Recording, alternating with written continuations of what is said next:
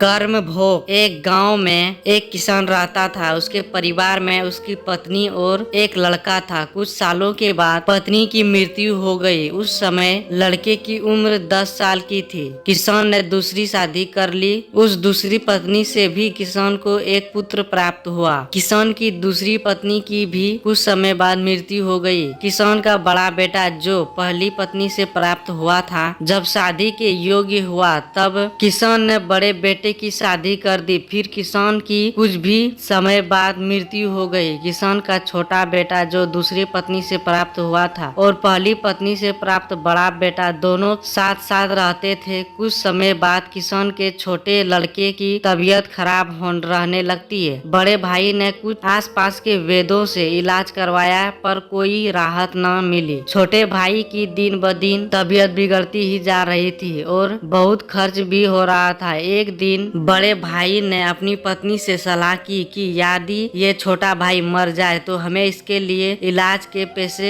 खर्च न करना पड़ेगा और जायदाद में भी आधा हिस्सा नहीं देना पड़ेगा। तब उसकी पत्नी ने कहा, हाँ क्यों न, किसी वैद्य से बात करके इसे जहर दे दिया जाए। किसी को पता भी न चलेगा, किसी रिश्तेदार में भी कोई शक न करेगा कि बीमारी था, बीमारी से मृत्यु हो गई। बड़े भाई ने ऐसे ही किया। एक वैद्य से बात की कि आप अपनी फीस बताओ, ऐसा करना मेरे छोटे बीमारी भाई को दवा के बहाने से जहर देना है। वैद्य ने बात मान ली और लड़के को जहर दे दिया और लड़के की मृत्यु हो गई। उसके भाई बीबी भाभी ने खुशी मनाई कि रास्ता का कांटा निकल गया, अब सारी संपत्ति अपनी हो गई। उसका अंतिम संस्कार कर दिया। कुछ महीने पश्चात उस किसान के बड़े लड़के की पत्नी को लड़का हुआ। उन पति पत्नी ने खूब खुशियां मनाई धूमधाम से। बड़े ही लाड प्यार से लड़के को परवरिश की। कुछ ही गिने वर्षों में लड़का जवान हो गए। उन्होंने अपने लड़के की भी शादी कर दी। शादी के कुछ समय बाद अचानक लड़का बीमार रहने लगा। माँ बाप ने उसके इलाज के लिए बहुत वैद्यों से इलाज करवाया। जिसने जितना पैसा मांगा सब दे दिया, कुछ दिया ताकि लड़का ठीक हो जाए। अपने लड़के के इलाज में अपनी आधी संपत्ति तक ही बेच दी। पर लड़का बीमार के कारण मरने की कगार पर आ गया था। शरीर इतना ज्यादा कमजोर हो गया कि अवस्थितियां पिंजर शेष रह गया था।